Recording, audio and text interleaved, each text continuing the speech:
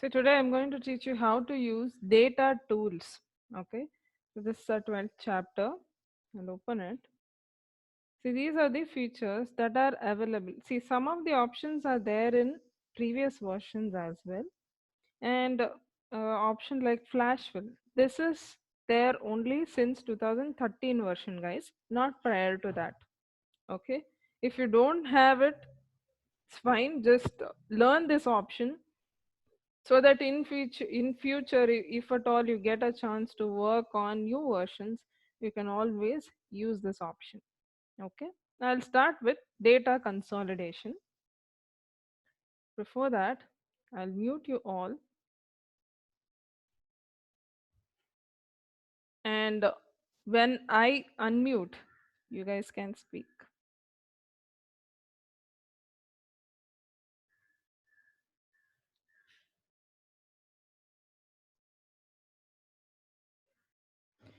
So I'll start with data consolidation.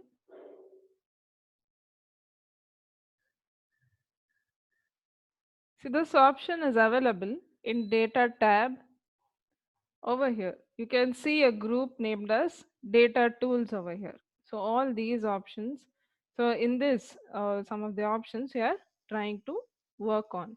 So consolidation. When I say this, so there is similar data kept in different sheets.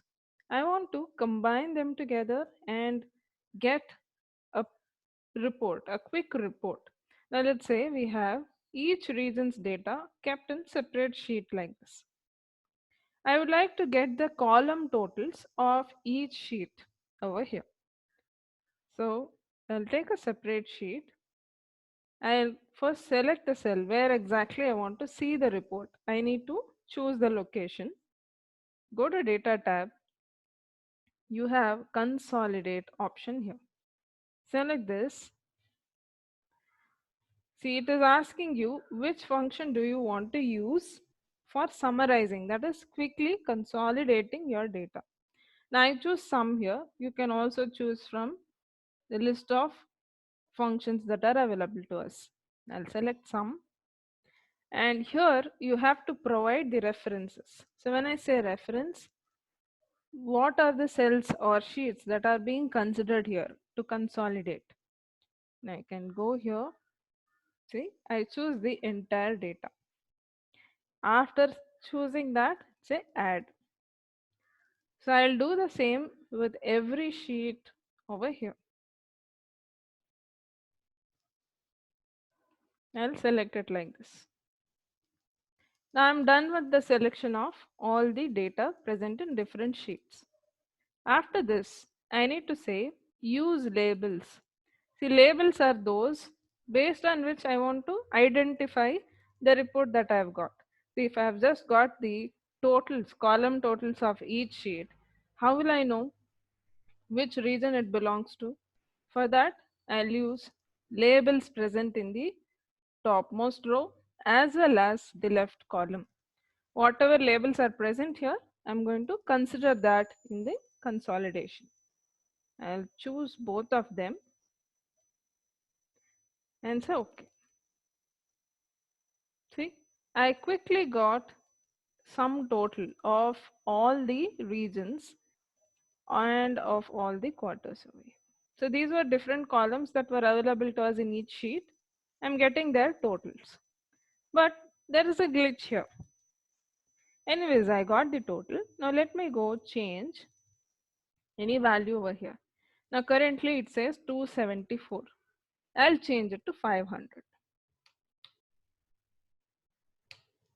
So almost 236, I guess. 236 is the difference now. Let me see here. There is no change.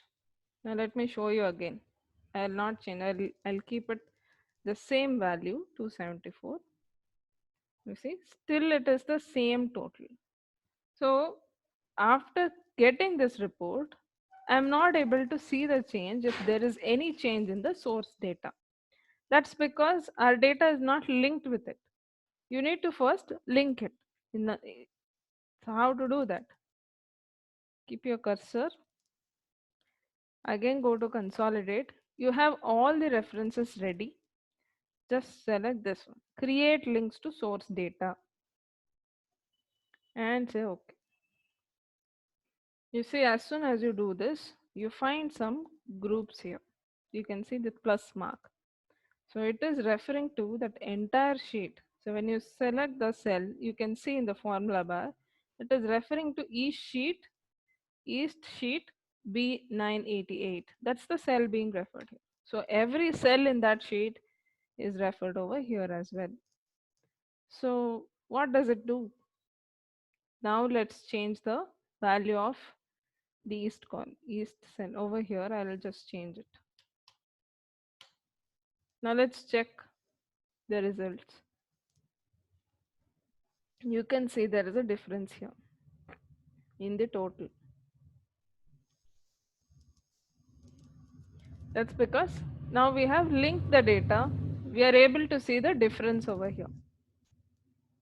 Okay, so this is about consolidating the data quickly, getting the reports quickly. You could also get it without linking the source data or linking it to the source data. When you link it, you have an advantage of automatically updating it whenever you want. So when you haven't, it doesn't update, it just gives you a static report like this. So whatever is your requirement for that particular time, based on that you can choose to get it done. Okay. So the next topic is flash fill. See over here, we are going to use this flash fill option to fill in the columns by just giving a pattern. So you should observe here, I am going to use an option that is available in data tools. Just by giving a pattern, it is going to match the same pattern. So it will try to get you the results in the same manner by looking at the other cells. So there is a special algorithm that they have used here. Now let me show you how to get only the initials of the salesperson name. I'll just say J, K, press enter. See, I have given the pattern. I want all the names in this pattern now. I'll go here, data tab, you have flash fill. Select it, you see, you will be able to get the results in just a second. Okay, so likewise, I can add on to it. So I'll say James achieved 160 by selling, let's say LS. LS is lightsabers and trying to give that. See, these words achieved by selling, they are not there, but you can give it in this manner and ask this flash fill to get it done in the same way for all the other salesperson names as well. So let me go here, click on flash fill, it will get it done for you. So you can see here the result for each of them is different. But to achieve this, there are few conditions you have to look into. Flash fill works only when you give it right next to the data. There should not be any gap of column or row. It will stop at that point in that case. Okay, there shouldn't be any blank row or blank column right after the data. It will stop at that point. Okay, and you cannot give flash fill in between two data sets or as well. So what I mean to say is you have some columns filled here and you have some columns filled here. In between, you can't use flash fill. It should be always beside the data, not in between. It doesn't give you the results in that manner. Okay, these are the things you have to look into. It doesn't apply only to uh, text. You can apply it for numbers also, getting it in a particular way. So now let me show you some example which is really difficult to get it done through a formula. So what you can do here is, see, there is some requirement like this. I have some number. So there could be a mix like this also.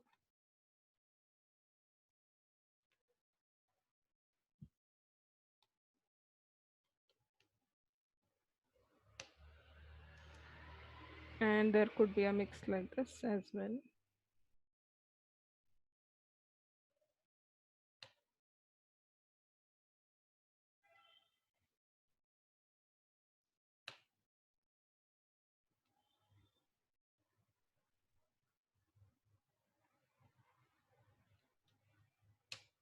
Now, there cannot be a single formula to get the numbers and text separate because the pattern is not same.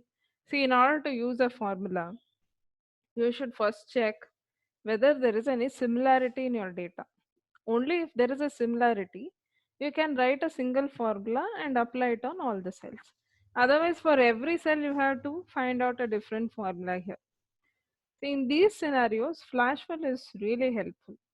Now, suppose I go here, I'll try to enter a number. This is the pattern that I would expect. And just a Flashfill, you can see some patterns are not applicable. So over there, you can just update them. Just go and correct it in that place and it gets applied to the entire column again. You see, I just corrected one example. It got it right on all the others. You can see here the numbers were in between. This is in the beginning, this is in the ending. So for all the varieties, we got the answer in just by giving one example. And of course, we changed the example in the second cell. But still, imagine, so lot of time has been saved here. But the problem with Flashfill is the data doesn't get updated all by itself. Now, if I change something over here, it doesn't get updated because we have not used any formula here.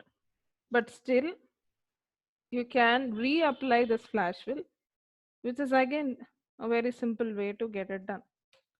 Just give this, say Flashfill. Again, correct your example if it is not working, and it will get you all the details in a proper way. Now, suppose I want to get the text and say ASDF. So, this was one of the doubts from my ex students. So, he had this problem to be solved. So, we used this one to get it done. Okay. Is it clear to all of you how Flashfill works? Yes or no?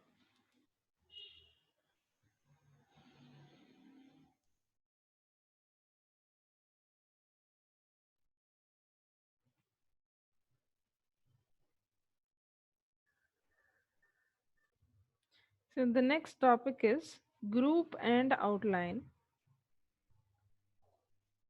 So, what is the use of this group and outline? So, especially when you have a very huge data, you can or you will be using hiding and unhiding columns.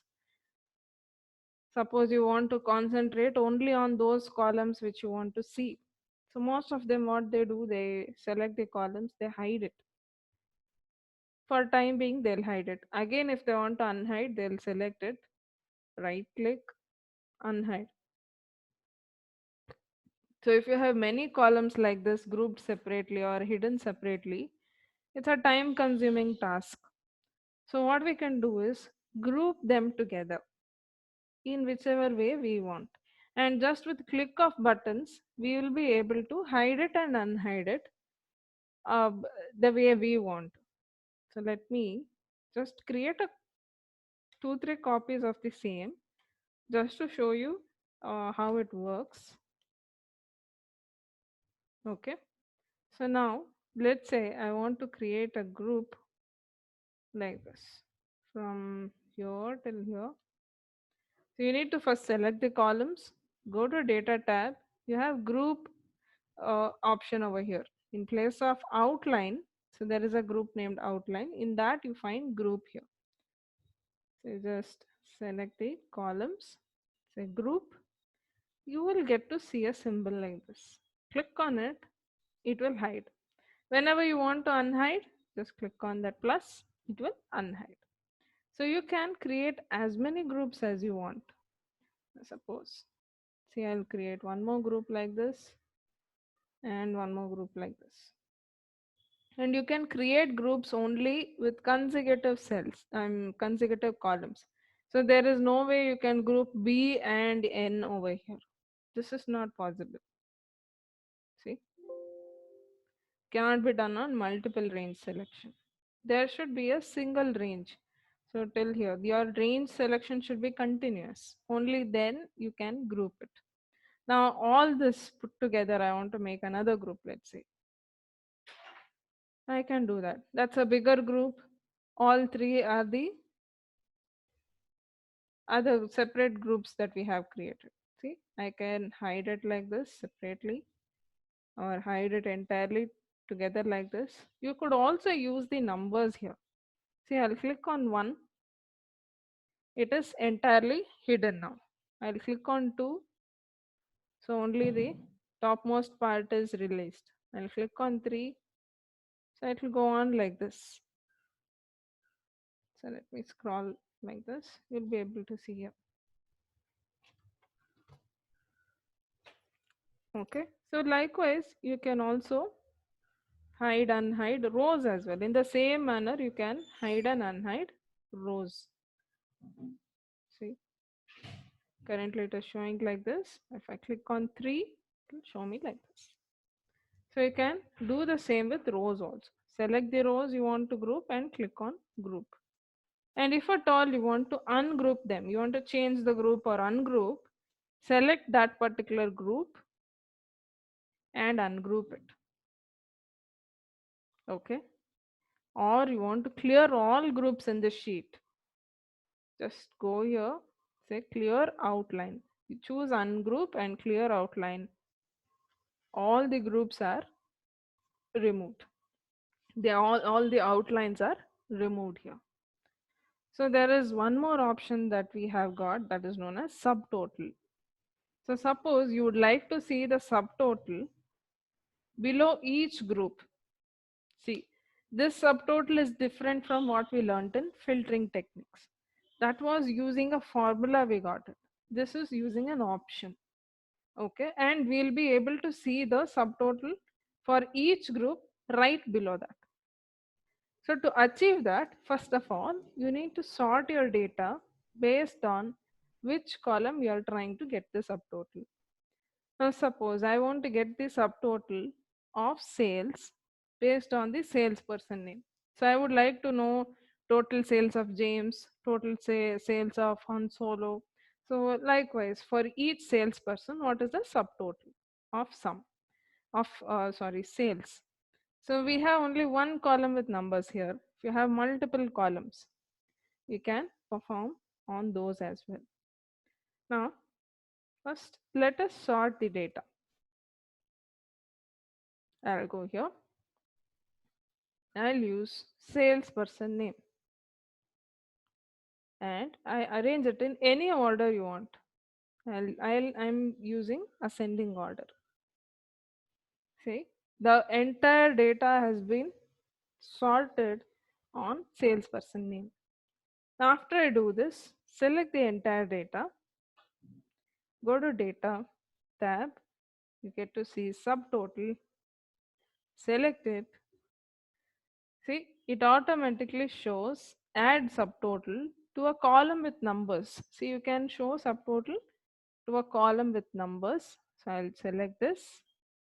You can choose the function also and click on OK. So how to see subtotals? So let's go here. See, this is the okay. Sorry guys, it got applied on region. We had to apply it on salesperson name. Let's go to subtotal again. See, here you have to actually choose based on which column you are applying it.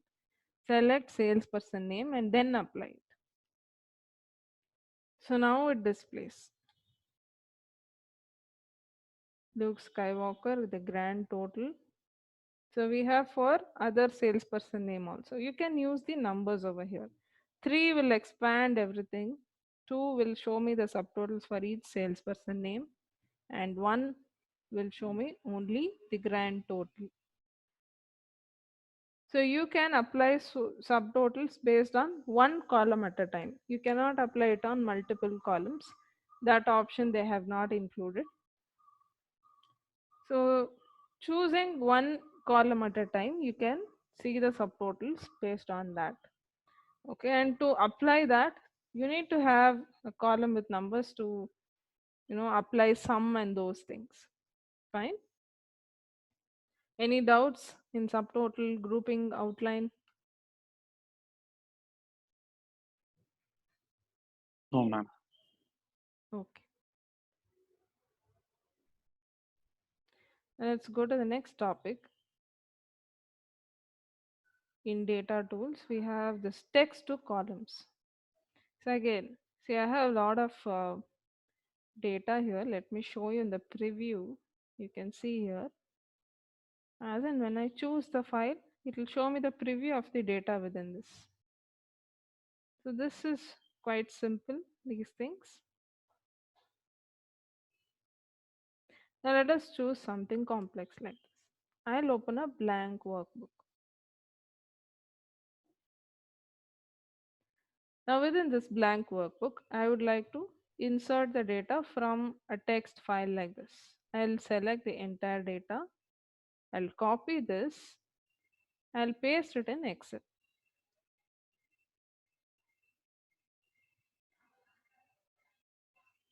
So you can see here, we have got the entire data in the single column.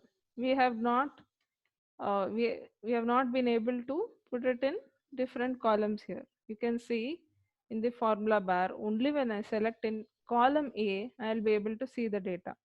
If I go move to the next column, you don't see any data there. So you can understand the data has been pasted only in a single column here.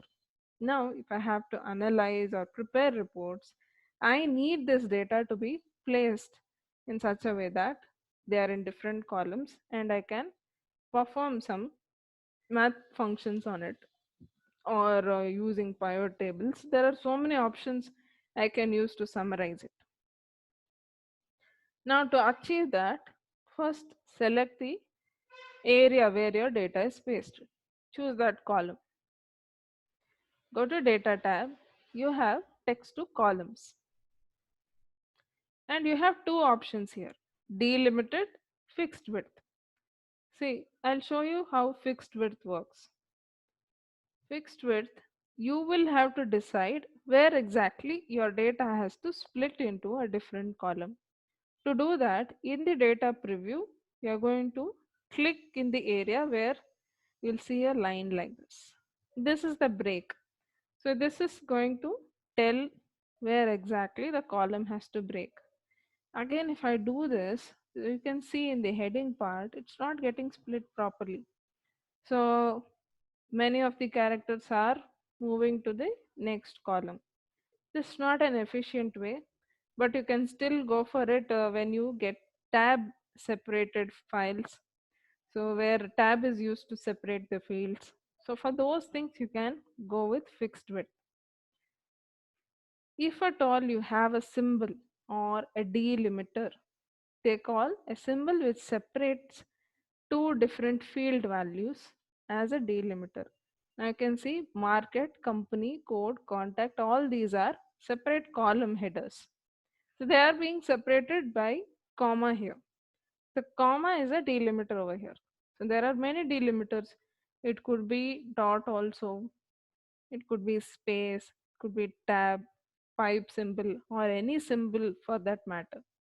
When you have such a delimiter, you can use the exact position of that delimiter to get separated into different columns, to get your data into different columns.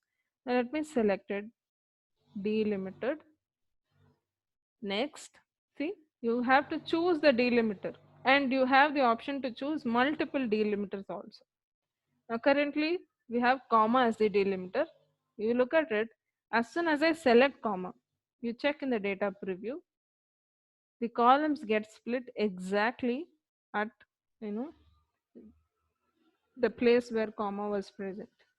You can also choose to split based on other delimiters at the same time.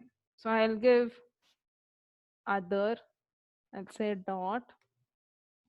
You can see even that is getting splitted separately. Wherever you see dot, at that point it breaks into a different column. Only if it is necessary you use it, otherwise it's not required. Now, next, you can also choose to skip some columns which you don't require. So you can choose, I don't require this column, let's say. Select it. You have an option here. Do not import the column. See, when you select it, on top of it, you will see skip column. So this column will not be visible to us once we apply text to columns. So only if you don't require the columns to be printed or given as a result, you can give this. Next, once I finish, you can see the data has been split here to different columns. Have you understood this? Ma'am, could you please show once again, please? From where exactly, Sumit? From the comma, ma'am. From the comma. Okay. So you are going to choose delimited as an option only if you find some symbol like comma, semicolon, dot, or any other symbol for that matter. You need to first choose delimited option, then click next. You have to choose the delimiter that your data has got. So here we have got comma as the delimiter. I'll choose comma here. We have that option. As soon as I choose comma, you can see the data is splitting like this. Now let me remove this selection. This is how your data is currently. As soon as I choose comma, you can see it is splitting into different columns here. And say next.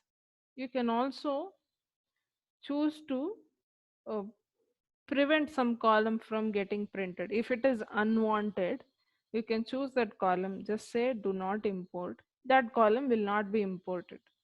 But I want all columns for me. I'll just keep it general. That's a finish. Got it, ma'am. Thank you. Okay. So all clear in this part.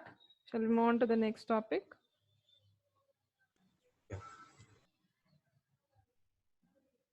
Yes. Let's take up data validation. So again, the next important chapter in Excel.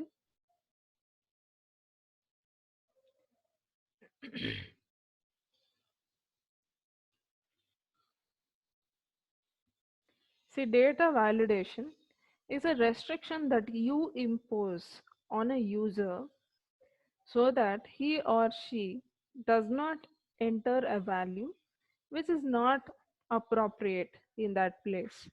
Now we have a template here: booking number, date, name, age, group, price, discount, and total.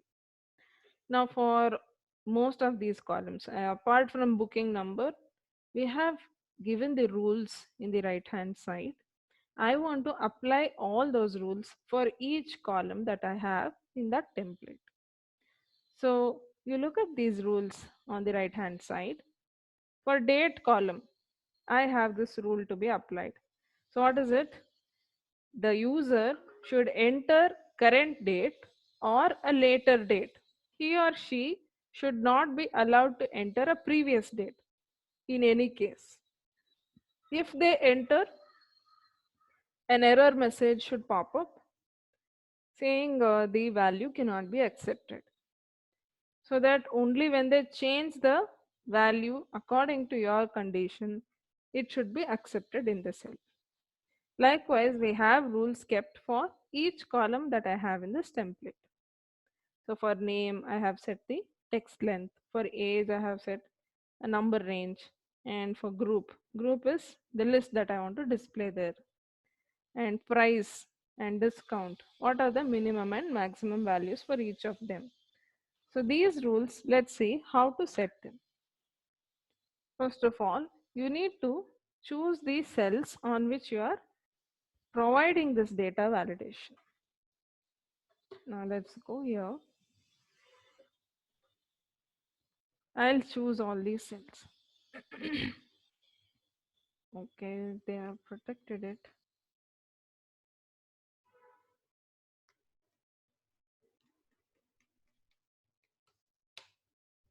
Okay. So now let me select this. See, this is the area I have to choose. Let's go here. So to provide this rule, I should go to data tab, data validation. It's present in data tools group. You have data validation. Click on it, you'll get a window. So here you have settings, input message, error alert. There are three parts to your data validation. Let me show you the settings. Settings is your exact rule, what rule you want to provide.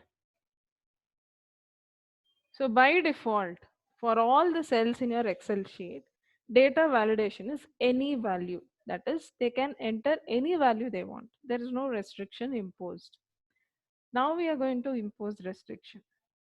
So what kind of data we are trying to provide here? It's of date type selected. So it is asking you to provide a range of dates. Now I don't want any range of dates. I'll just say greater than or equal to, and I'll use today function. Today, and give parenthesis. So this is the function which gets me current system date. Now when I say greater than or equal to today's date, the user can enter only dates which are in future or current date. So these cells will not accept any older date. So this is the rule that we provide. Next, input message. So you can provide an input message to the user so that they will get to know what kind of input should be provided even before they make any mistake. Now let's go here. I'll say date validation. That's the title for my message box. Here I'll say input message. I'll give enter date greater than or equal to today. I'll give this. Error alert. In spite of seeing the input message, if they make any mistake, it should not be accepted. So again over here I'll say date validation and say wrong date or invalid date. It sounds more professional. Say invalid date and say okay. See, as soon as you go and select the cell, you will be able to see the input message. Now I'll give today's date. It will accept. Again, I'll go and give a value of future. I say 2021 and July.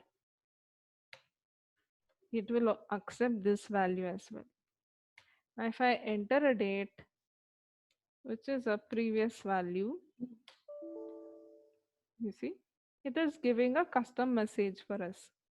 Whatever message we wanted to display, that is getting displayed here. Retry. See, when you click on it, it will again take you to that cell and it will allow you to edit the content. Now, unless and until you edit it properly, it keeps showing this. It will not allow you to enter new value. I'm sorry, enter the same old value, the wrong value. Okay. So now there is a biggest disadvantage in the data validation. That is only if you enter value. Okay. Only if you enter the values within the cell, it will apply it. It will check for the values that you have entered. If at all you copy pasted those values, your data validation will be gone forever. See now, I'll give some odd date here, which is not suitable to our condition. I'll type it, I'll copy this, I'll paste it right over here. It will accept it. But you see, your data validation is gone from that cell. You are not seeing that input message like this. When you click on that cell, it is just like any other cell now because you copy pasted the value and you did not type it. This is the biggest drawback of data validation. Everything else is fine. If someone copy paste data on your data validation, it will never be applied, like it is gone forever. So this is the biggest drawback of the data validation. But there are few ways in which you can disable copy pasting only on those cells, but you can achieve it only through macros. It's not possible only using Excel. You don't have any such settings. So you can block someone from copy pasting only on that set of cells so that nobody will paste something and remove your data validation. So such things can be done only using macros. Now let me quickly take you through the other rules that we have. Select the cells, data validation, go to settings. Say we are trying to give condition on text length. You have minimum and maximum value. Either you can type the numbers like this directly, or you could also select the cells given. As I have said previously also, it's always better to choose a cell so that any change to that rule, you can quickly go and change the value of that cell instead of again selecting data validation, changing its rule. It's a long way to do it. So what I'll do, I'll select cell over here and I'll make it absolute as well. See, making it absolute is important because I should refer to the same cell in all these cells over here. If I don't give dollars, only for the first cell it will refer to this one. For the next cell, the reference would have moved to the next cell. So likewise. So you should always be careful with these things. So for minimum length, I am giving this value. For maximum length, I'll choose the other one. And even for this, I'll keep it as absolute. Now this is our rule. Just say okay. You see, I'll enter something, enter a character. It is going to accept. More than two characters or two characters will accept. Anything less than that,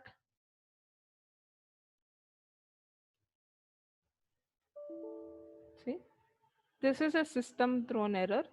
If you want your own custom error to display, I have shown you the settings in the previous example of date. You can go provide input message and error message as you like.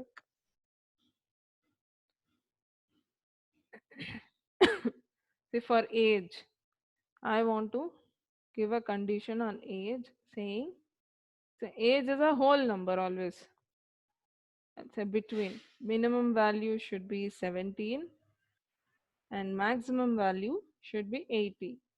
I'll select this and say okay.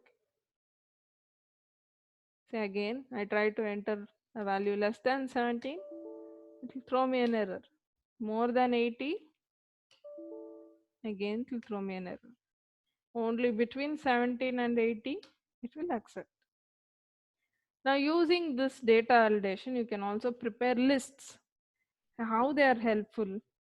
See, most of the times what happens, now suppose I ask you all to fill in a survey and I ask you to mention your department name. Suppose in this group of people, there are up to 3 to 4 members who work for HR department, let's say. See, they have to fill in the department name. One person will write human resource, other will write HR, the other person will write HRD, other one will write HR department. All these names are belonging to the same department, but each one is giving in a different way. It's going to be really difficult if they do so. to analyze your data. Cleaning that would be a big task. So what we can do, we can provide them a drop down. So they can just go click on the drop down, choose their department from there, and it's done. So we are going to perform something like that. Go to data validation. You need to choose list, and you have to provide the source to that list. Just scroll down. We have a list here. Say group. I'm going to select the range of cells that I want to display in the list. See, you should not be selecting group here. Group is the header that I have provided. I would like to see all these values in the drop down list. So only those I'll choose. Now, see,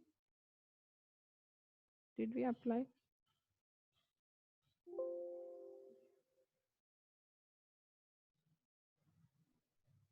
Yes. See, now you can go choose from the list that appears. In every cell, you get that list. So you can also use it to provide something like yes or no. You can ask them to choose from the list instead of typing it. So someone will write Y, someone will write yes, and that too in that Y small case, that is lower case, upper case. So you get a mix of responses when you give the choice to the users, and it will you will have a big time blow in cleaning that data. So what we can do, you can go for data validation so that you will get the input the way you want. You can impose such restrictions. I'll quickly show you on price. Discount is again the same thing.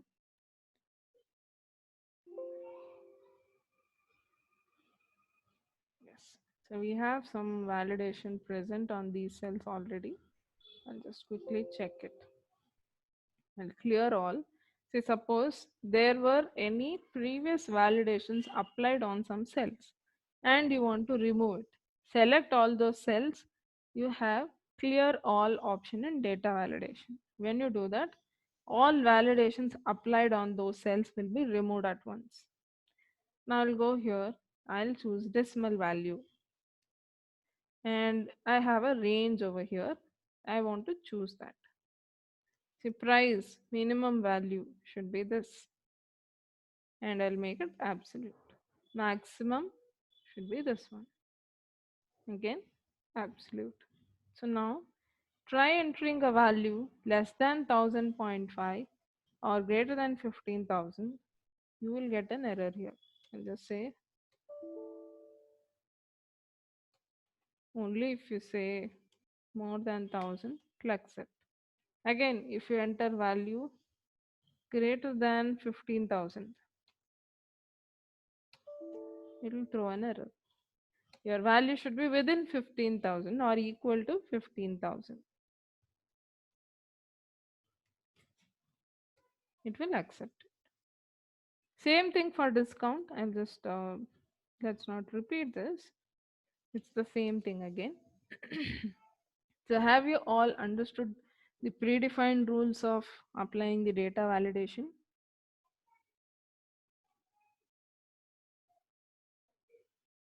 Yes. Okay. Now let me take you to this advanced data validation quickly.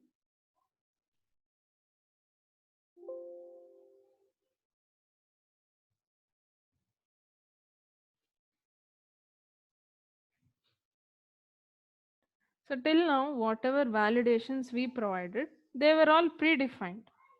You had to just choose from there, give minimum, maximum value, or what say, you can provide your own values there, choose different conditions. So that was there. And you could also provide list and other things. So they are all predefined again. So there are certain things which cannot be done through your predefined data validation rules. So for those things, you need to use formulas. So I hope you also remember we used formulas in applying conditional formats. This is something in the same way we are trying with data validation. To impose restrictions, we are taking help of formulas to provide our own custom rules there. So this first example, I have taken few examples to show that in the first example, we are asked to create a dependent data validation list. Now what is that? I want to give list of states in the first column and in the second column, depending on the state the user has selected in the first column. The districts of that particular state should be displayed from, not any other districts. Okay, I would like to see only districts belonging to the state that I have selected in the left hand side. To achieve this, select the cells, go to data validation, choose list, select these cells. So in source, you're going to select these cells and say OK. So now you can see here in every cell, you get to choose a state. You can choose from here. Now I have selected Kerala here. I would like to see only districts belonging to that particular state in the next cell. So to achieve this, you have to first name the range of cells that we have. So I have already named them. I'll show you the process again. So there is something known as formulas tab here. You get to see all those named range of cells present in name manager. You should go to formulas tab, take name manager. You will get to see all the names that you have provided. I'll just delete them and show you again how it is created. So now you have to first select those cells that you want to provide name to. See, F9, F10, F11, F12. I'm going to select all of them. From F9 to F12, these were only cells. Now I'm going to name the block of cells. I'll say from F9 to F12. Let's call the range of cells as Karnataka. So next, G9 to G12, it should be called as Kerala. I'm going to name those ranges in that way. Now to name it, you have to first select the cells. See here, I don't want to see the state name. I only choose the district names. I should go to the name box and I should type the name of the state. So I prefer to type it exactly the same way that is being displayed in the state list. I'll tell you why it is important. And you cannot give any space in the naming a range. You cannot use any space. In case you want to separate any word, you can use underscore. Instead of space, you can use underscore.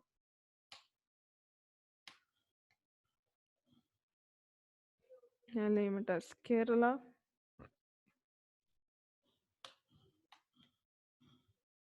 This one is Tamil Nadu.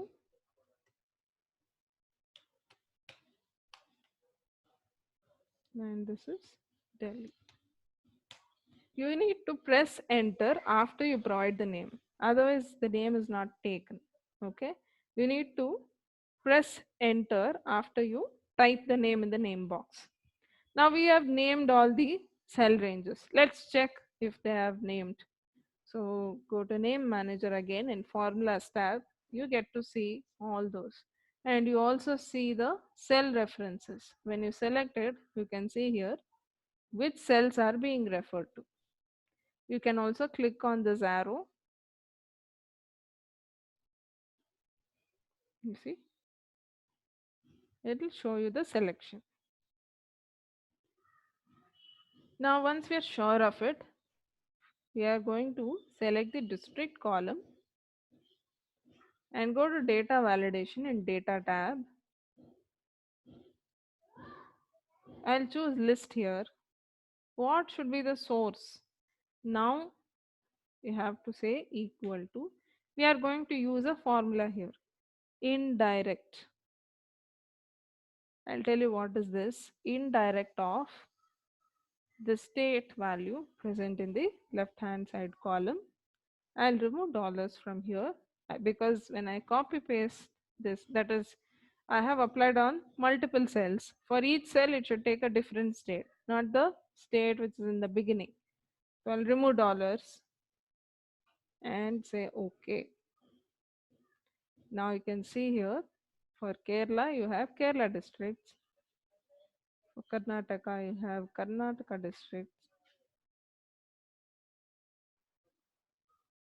And for Delhi, you have some Delhi districts.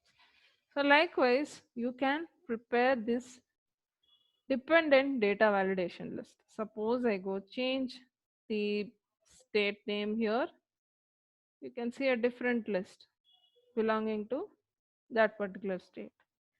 So your second drop down is always dependent on the selection of the first drop down. That's how you create a dependent data validation list. Is that clear to all of you? Yes, Steve, I just have one question. Like Yes, example, Ravi. we have selected only 4 rows here. What in case if I want to add it on for another 10 rows? So do I have to again insert the Okay, you columns mean to or say you want to prepare something yeah, for that, dynamic. If I'm right, you want to prepare something in dynamic, correct? see like example, under Karnataka, I have another 3 more districts now. Okay. Which will be Yeah. added later. Yeah, added later. And in states also, it should be added later. So for that, again, I have to do a data validation list. I have No, to there apply is the another formula. way, Renuka. I'll just quickly show you for one particular state.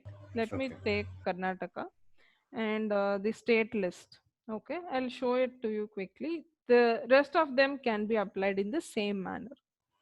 Say for your list to be dynamic in nature, either we can use an offset function, which is quite difficult to understand. I'll give you a quick workaround. So you need to first select these cells from the beginning like this, state, and you have an option to convert this to a table.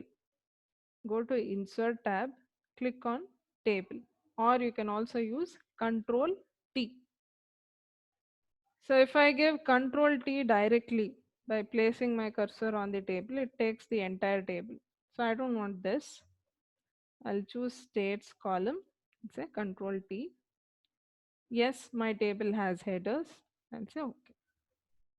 So if you want to keep these, highlighted rows, banded rows, you can go with it. Or if you don't want any formatting on your table, you can just remove it. Just say this. I'm going to do the same with the Karnataka thing. Say Control T. You can also rename these tables. So when you click on it, you'll be able to see table tools here. So if you are able to see it, Yeah, yeah. table tools. Yeah. So in that, you will be able to rename the table. So table name, I'll just say TBL state, and this one as TBL Karnataka.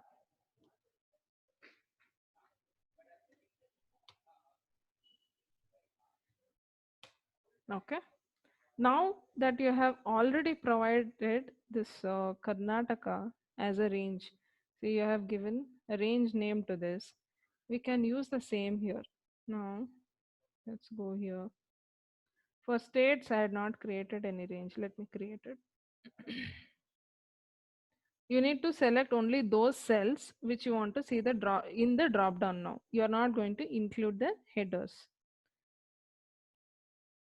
RNG states.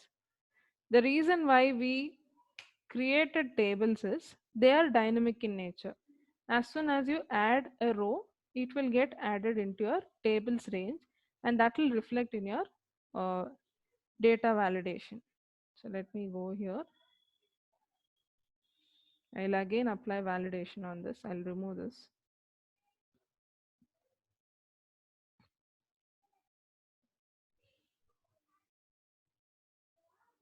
Okay, I should have removed the validation as well. So clear all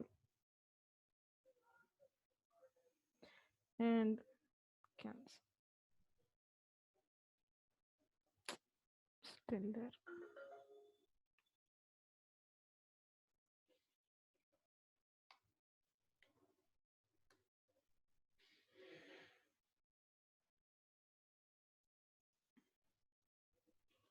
Okay. Now after you do this, just go here, select these cells. Now in data validation list, you'll say, you press F3, you'll find the name ranges that you have prepared. Say RNG states and say OK. You see, you will be able to see the state names which are already there. Now, if I have to add some new state name, let me show you that. I'll just say Mumbai. You can see the table got extended, and even in the list, you see Mumbai added automatically. So, the same thing happens with these also. Only for Karnataka it will work because only for that I have created a table as of now. For rest of the states, I have not done any table arrangement, so they will not be dynamic in nature. So let me go here. You're going to use the same formula. List and just say equal to indirect of this cell, remove dollars, just say okay. So now for Karnataka, I'll choose Mysore. Now let me add, let's say Haveri. You can see here that will be added. So likewise, you can keep on increasing based on your requirement, and it keeps getting updated in the data validation list. See, to show the changes, I have kept both the data and the lists in the same sheet. You can keep these lists in the backend so that whenever you have something new to be added to those lists, you can do that in the backend. Okay, so is it clear to you now? Yeah, I have another question now. Yeah, tell me. See, you have done it for states and for districts, okay, Yeah. which is for the least for the data validation. Like in case if I want to input now, okay, under Delhi, Now like under Delhi. A So again, state you and district. No, no, no, no, not there. Column number A, A. column Okay. A, yeah. Under this, like example, if I want to insert Okay. any rows or columns here, Mm-hmm. You just uh, copy paste the cell. so only the thing is, I can Just do Control D. yes, That is the only copy option. paste it, and you can again choose from the list because the data validation will also be copied.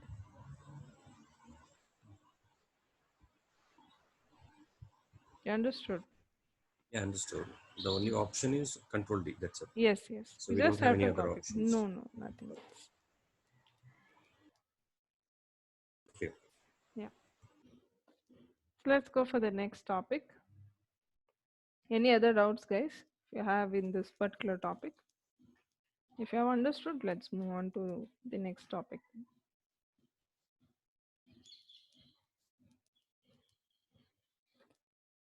Yes, tell me, Sumit. Sorry to disturb you, ma'am. Actually, due to some personal reason, I have to go for now, ma'am. Not a problem. You can leave the session. Anyways, I'll share the video with you. Thank you, ma'am. Thank you so much. Okay. See the next example. We would like to enter only email IDs. So again, we are not checking the validity of the email address. So when I say email ID, I would like to see an @ symbol and a dot symbol after that, along with the domain name, something like that. So to check whether the given email ID has got these two symbols, will validate the email ID syntactically, not exactly by its address. You have to understand this. We are not going to validate the email ID by the address, whether it is a valid ID or address by sending a mail. We are not doing this. We are only checking whether it is syntactically proper email ID. So for that, let me give some random email ID like this. Okay. Now I'll remove the link from here. I'll use find function. See, find is going to tell me whether a given text has got at symbol in it or not. Only if that character is present in it, it is going to give me a numerical value. If it is not present, find will give me an error. Let me give this. Within this, press enter. Since we have at symbol over here, it's going to display that for me. Now let me remove it. See, it will throw me an error saying that particular character is not present in the text that I chose. Now, I also want to find out whether dot is there, but the position of dot should be after the at symbol, not before it. See, even in mail IDs, so in usernames, we can see some dots given. So we are not asking for the dots that appear before the at symbol. We would like to see a dot symbol after the at symbol. So for that, I can use find dot again in double quotes because it's a character. Within this text, I will give start num over here. I should start looking for the dot symbol after or from the position of the at symbol. I'll choose that. We already got the position of at symbol. I'm just selecting it. So it says eighth character. Now we cannot provide two different formulas in data validation. There should be a single formula for it. So what I'll do, in place of E9 over here, we already have a formula to find out position of at symbol. I'll just copy that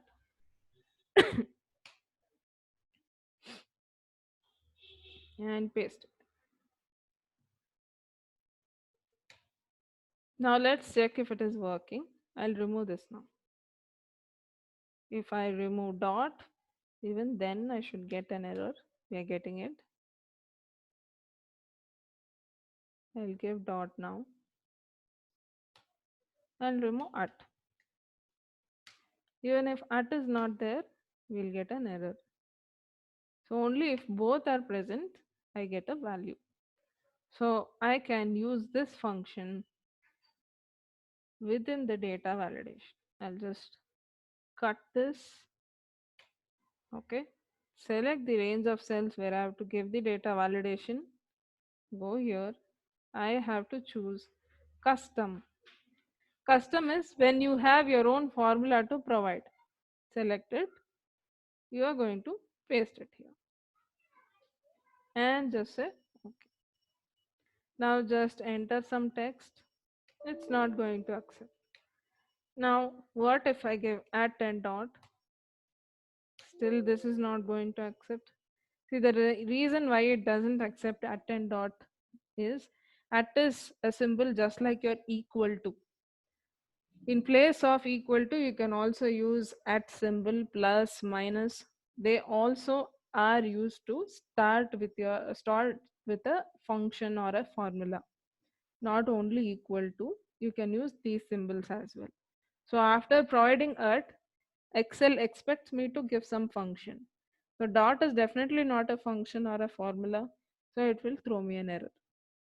Okay, is that clear to all of you? How we found out, a validation rule for checking email IDs? Yep. Yeah. So let me take you to example 3. See here, we would like to check if there are any duplicate entry in the employee ID column. So if a person tries to enter a duplicate email ID, then it should not be allowed. So we are trying to provide unique employee IDs in the first column. So how to do that? So let me give some values here. EMP.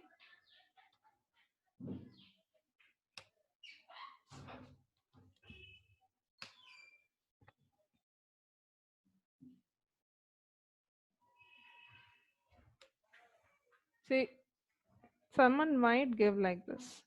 So for that, how will I check? See, each instance of this employee ID should have a countif value of 1. What does countif do? It is going to tell me how many times the same value is repeating in a given range. So it should appear only once for us. So the countif value for a given criteria should be 1. That is the rule that we are going to provide. So I'll remove this. I'll select these cells. I'll go over here, data validation. Just say custom. We are providing a formula here. So equals count if, open bracket. See, I can choose this range. I'll keep it absolute, comma, criteria is the first cell in the range selection. And our condition is count if value should be equal to 1. I should set this and then say OK. Now I'll enter some employee IDs and say it is allowing. See, if I repeat it, it will throw me an error. If I correct it, it is going to allow that for me. Okay, so this is about trying to provide unique values within the same column. If there is any duplicate entry being given, it should stop the user from doing that. So this example is clear to all of you.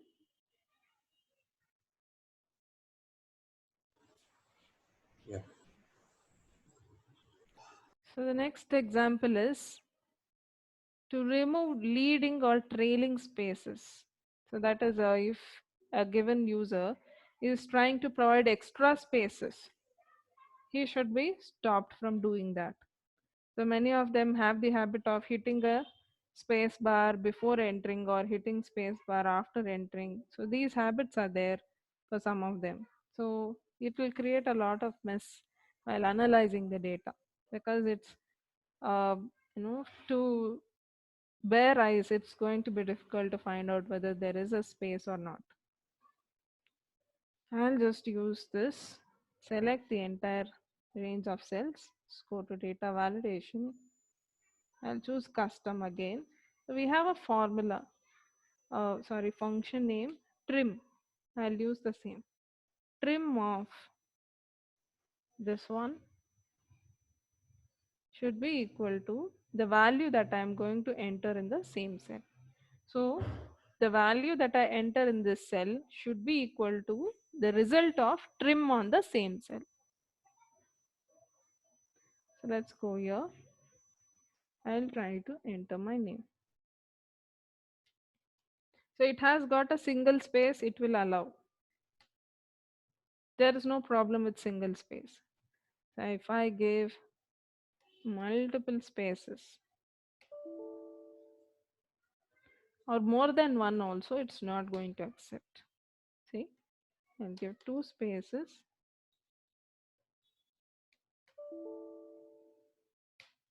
So this is how we use the trim function, can help us to avoid giving extra spaces while entering the data. And the next example over here is to allow users to enter employee ID without space. There shouldn't be any space when they enter the employee ID. It should throw us an error when they enter space. So what I'll do, I'll select the cells. We can first find out whether there is a space in it. So we have find function. So let me use it.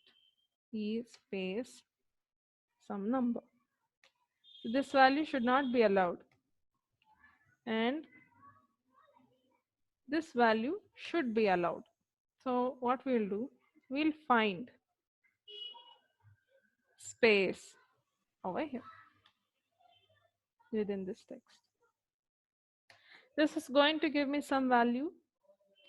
So whenever a validation rule is provided, And if the output of that validation rule is some positive number like this, it is going to let you give that value. Either it should throw an error, or it should result in 0 or false in order to stop the entry. Okay, if you have to stop the entry, the output should be in this format. So again, let me copy paste this. So here we are getting an error because there is no space there. But for me, this should be allowed. So what I can do, we have a function named isError. Is error. So this function will check if there is an error or not. So let me give this. This says false. This is not giving me any error. Again, this one.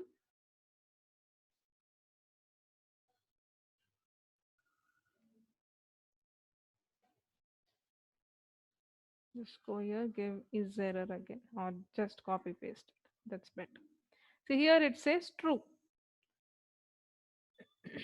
For this it says true, and for this it says false. We can use this in the data validation. If there is an error after finding for space character, it is going to give me false because there is no error, and this value will not be accepted because the output is false. Whenever isError gives me true, this will accept the value because there is no space and error will occur.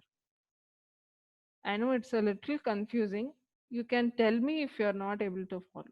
I'll be able to teach you again.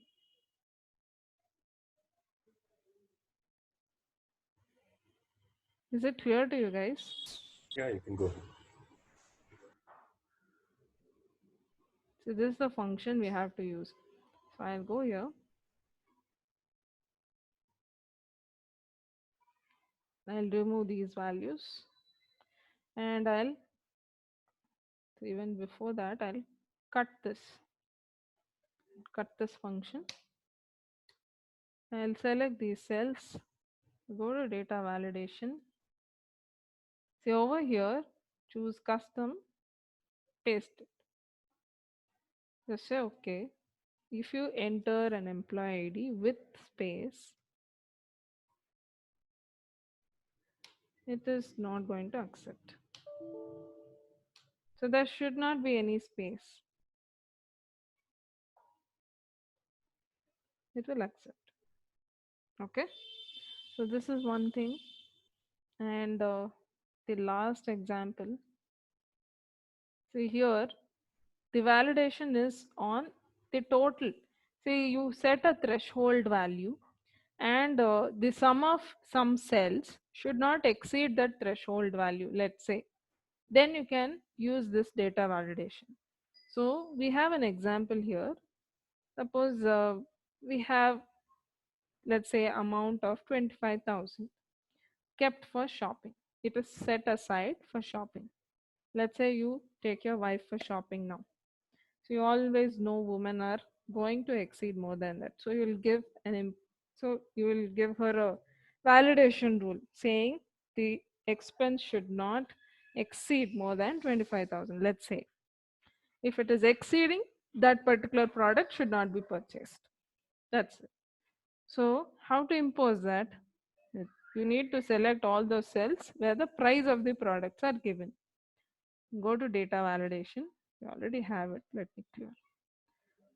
Say custom, and here you can say sum of all these prices, make it absolute, should be less than or equal to 25,000. You can also keep this 25,000 in a separate cell so that you can keep changing the amounts as well. Just say okay. See, I'll try to enter a few values here. Product 1. Just drag it. So the price for this, I'll just randomly enter some values here.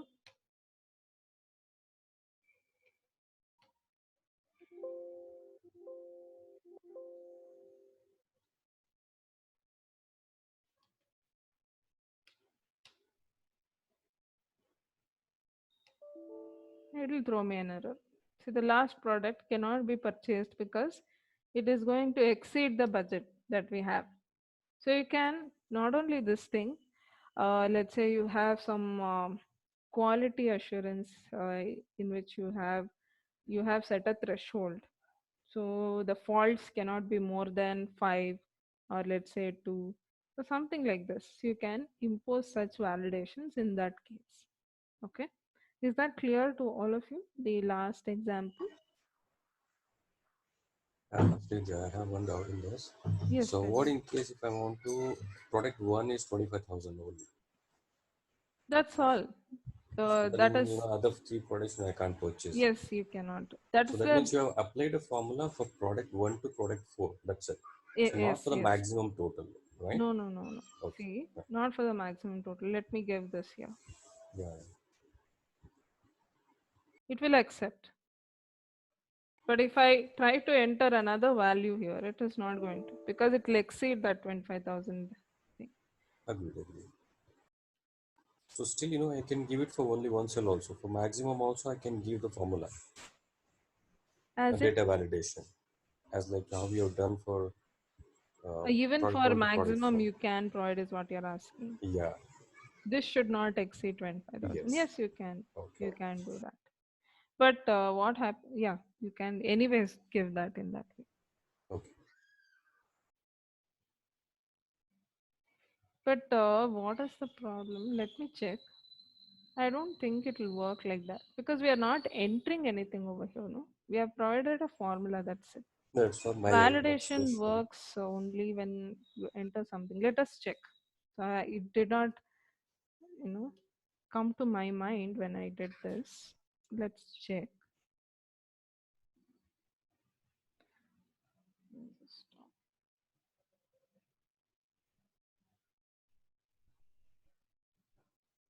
This should be. So you can directly go here, say whole number, say less than or equal to maximum 25,000. Let's see. I need not use any formula here. Let's check. Yes, it is going to work in that way as well. Okay. So for that, we have to go for whole You don't need to results. provide any formula. Okay.